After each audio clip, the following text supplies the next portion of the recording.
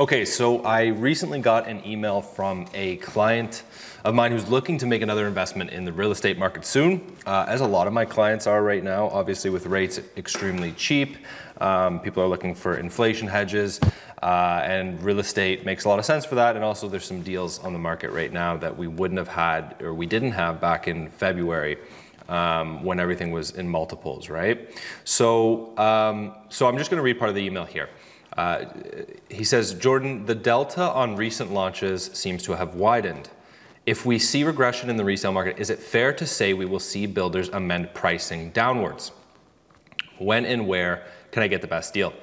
And I've been having a fair amount of these conversations recently, so I wanted to touch on this in a video. So firstly, yes, the delta or the price gap between resale and pre-construction has absolutely widened on recent condo launches, and I mean anything that launched sort of post-COVID. And I'll get into the reasons as to why. And secondly, no, you won't see developers back off on pricing regardless of what happens in the resale market, because it's simply not in the margins.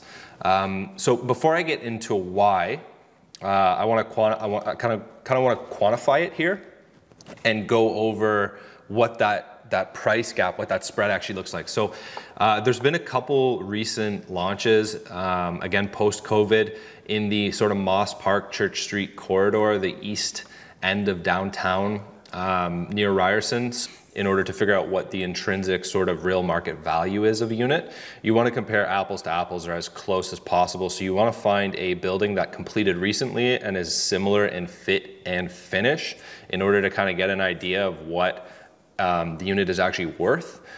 Because again, pre-construction pricing is just pricing on a piece of paper. The intrinsic value is determined by what people are actually paying on the resale market for similar units. That's what the true asset value is.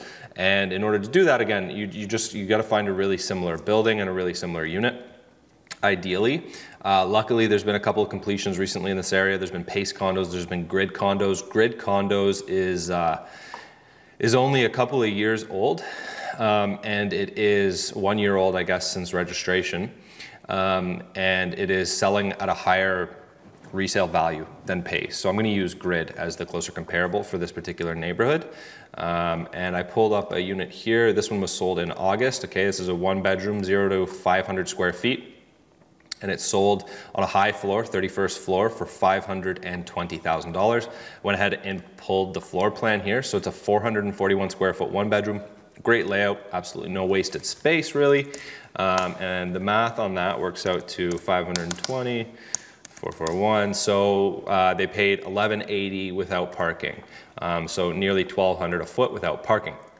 Now, of course, the question is, what would you pay for this unit on the pre-construction market? And at the recent launches in the area, you're gonna pay about $640,000 to $660,000, about $650K.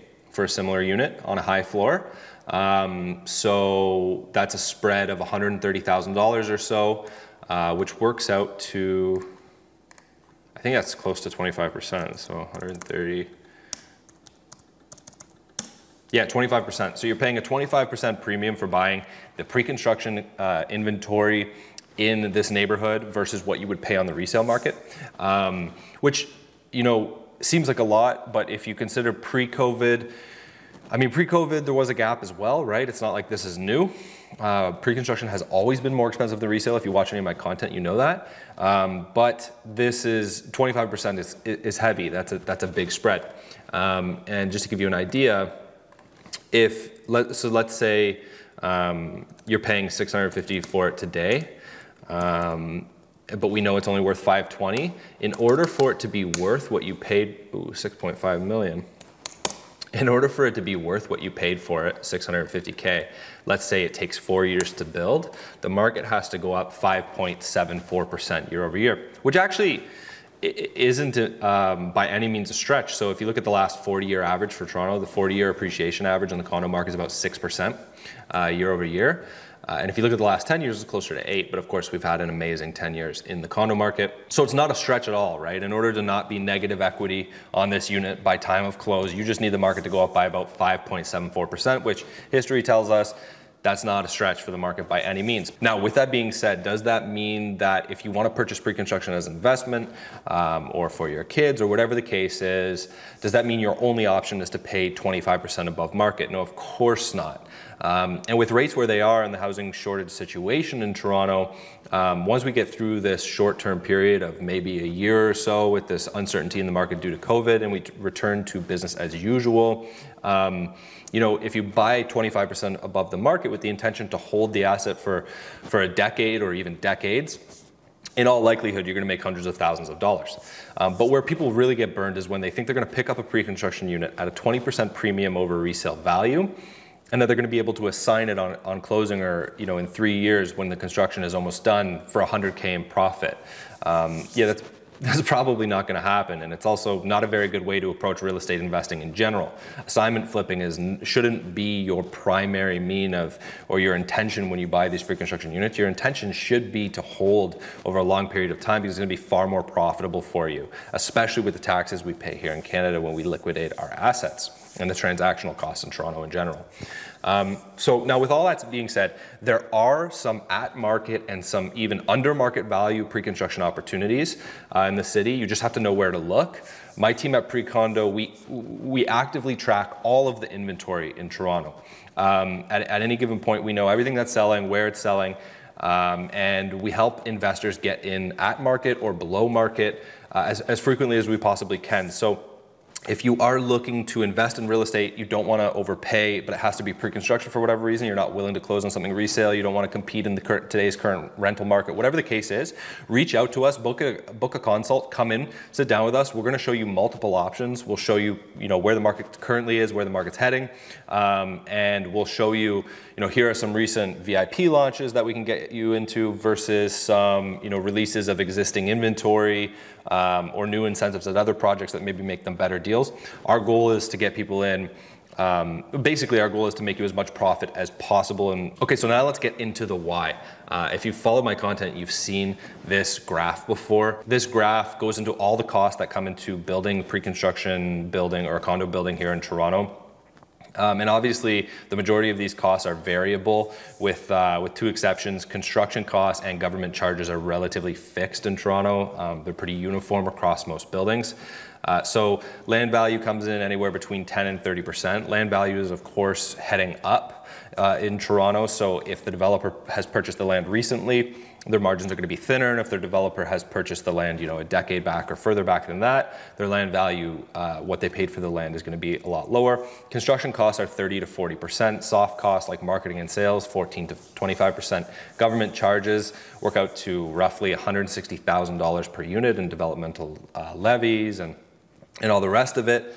And then the profit margin is somewhere around that 10%, 10 to 15% mark for these developers. And that 10 to 15% profit margin doesn't leave a whole lot of wiggle room, as you'd imagine. So due to COVID, construction costs are actually up. Now, they've been rising about 10% year over year for the last 5 years or so. So they were already up considerably over just a decade ago. But COVID has actually made that situation even worse. So margins are smaller than they've ever been. So it's not that developers are pricing higher because they think they can get it. They're pricing higher because in order for the project to actually be feasible economically, they need those higher prices so that their margin still exists. So most developers like us, they get financing, right? So when they want to build a condo, they have conditions in order to get their construction loans. For example, they might have to achieve 75% in sales, so they might have to sell out 75% of the building, and they might have to do so at a 10% margin, or they can't get their loan. So there isn't a whole lot of wiggle room in these prices, right? Developers can't really walk back prices. It's just not possible. So as that already tight margin gets squeezed, we're going to see a couple of things. First, we're going to see some project cancellations. Sorry to be the bearer of bad news, but if the shovel isn't in the ground yet and the developer sold most of their inventory a while back, like a long time ago, at much lower prices, then they could be in a precarious situation. Obviously, this isn't uniform across the board. If you want to know a little bit more about your project and what kind of standing you might be in, just shoot me an email and I'll give you my best guess. That's really all we're operating on these days. And we're also going to see the gap between pre-construction pricing and resale pricing continue to widen as long as resale prices stay flat, which I don't think is going to be for very much longer, to be honest with you. But if resale prices stay flat or even go down a little, that margin's gonna continue to grow. Pre-construction developers just won't launch the product if they don't think they can sell at the prices that allow them to achieve their margin. Now, obviously, last month we had the headlines that average home price in Toronto was up 20% from August of 2019 through August of 2020. Sort of in a way. I don't like averages and medians, composites across all asset classes because it's not a very accurate picture of how each individual asset class is going. The reason we're seeing average price so much higher is because we're seeing way more activity in the freehold market than the condo market this time of last year. And what that means is obviously freeholds in Toronto carry a much higher average price, so it drags up the average, right? This is a months of inventory chart from Scott Ingram on Twitter. Anything below 3 months of inventory is a seller's market where you tend to see prices head up, and anything between 3 and 5 months of inventory is a balanced market, and 5 months plus of inventory is a buyer's market where you might see price decline. So at the sort of peak of COVID, we saw as much as 4 months of inventory in the condo market. That's when you saw some downwards price pressure, and months of inventory is obviously heading back up as all of these investors with their short-term rental units are flooding the long-term rental market and trying to get out of their investments. And again, once things return to normal, tourism and international students, that number will start to go down again. Freehold market's absolutely on fire. Like I was saying, that's what's driving up the average price. Freehold market below 2 months of inventory, which is absolutely absurd. That's why you're seeing multiple offers on most things. Chart here from John Pasalis that talks about why rent prices are down. So the big picture with the rent prices and why they're down right now is because anybody with an Airbnb listing has listed it on the long-term rental market to try to get some yield out of their unit, because obviously Airbnb is dead right now, and that's driving down rental price. And then of course we don't have any international students coming in, which is a giant chunk of rented units in Toronto. So you kind of have two things affecting the rental market at one time. The overarching story for why you want to invest in Toronto or just Ontario or Canada in general, Canada's housing market in general, is because of our immigration and our inability to build enough homes to match our population growth. So Toronto's predicted to break 10 million, or the GTA rather, is predicted to break 10 million people by about 2046, I believe the number is. And we unfortunately just can't build enough homes. So this is an article from the Globe and Mail that talks about the shortfall. If you watch my other videos, I quantify this in more granular detail. But basically, we need to build over the next 10, 15 years about 42,000 units a year to keep up with population growth. But we only deliver 21,000 on average a year, so we're short anywhere between 18 and 20,000 units a year, and that keeps compounding year over year over year. Has to do with the shortage of units, and COVID's going to make that shortage worse. So it's delayed the start of about 9,000 units. It's also increased the construction costs, which is going to result in some cancellations. It's also going to result in higher pre-construction prices. So COVID has made the housing shortage a little bit worse. And finally, I want to talk about these COVID measures. So extremely low rates, right? So I just had a client get a 5-year fixed at 1.75%, which is absolutely absurd. If you've been paying attention, you know that the Fed says they're going to average inflation at 2%, right? Which is just another way of saying we're going to achieve 2% inflation. And for example, here is a report from the Globe and Mail that shows that job loss resulted in $21 billion in employment compensation lost, but people in Canada gained $54 billion in government transfers. But I would say it's fair to say we're seeing inflation. So of course, hard assets are where you want to have your money: real estate, gold, even Bitcoin. And so in the foreseeable future, with rates at 1.75% and inflation at 2%, your real interest rate is zero. You're essentially the debt is free, right? Because if inflation is 2% and you're paying 1.75% on your mortgage, ostensibly the debt is actually free. So I realistically don't see a way where in the short term we might see some change in condo prices, we might see some regression in certain builds.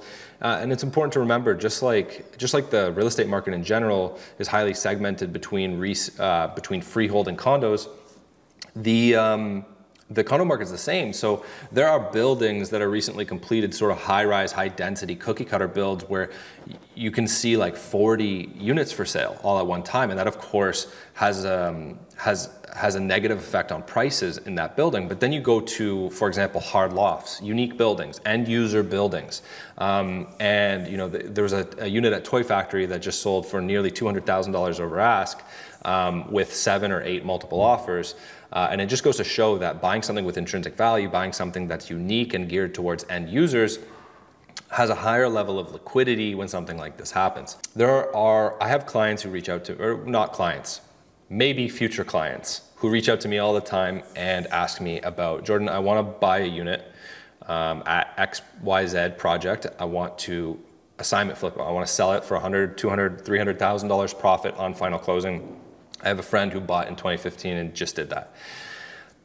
In 2017, the condo market saw 30% appreciation here in Toronto. This is why so many people walked away like bandits on their condo assignments, because we saw the single greatest year of condo price growth ever in Toronto history. So if you bought prior to that and you lived and you held your unit through that, you were bound to do incredibly well. It's important to note that when you're paying 20 to 30% above actual resale market value for your unit, and you're thinking you're not going to close on it and you're going to sell this via assignment and make hundreds of thousands of dollars in profit, you're operating on the greater fool theory. You are paying considerably more than an asset is worth and hoping that the market makes up the difference for you in the next 3 to 4 years, and that you're going to walk away with hundreds of thousands of dollars in profit. First thing you want to be aware of, you could be on the hook for HST on the initial deposits, HST on the profit, plus of course commission, because you got to have a realtor to sell this thing for you. And that profit margin dwindles pretty quickly.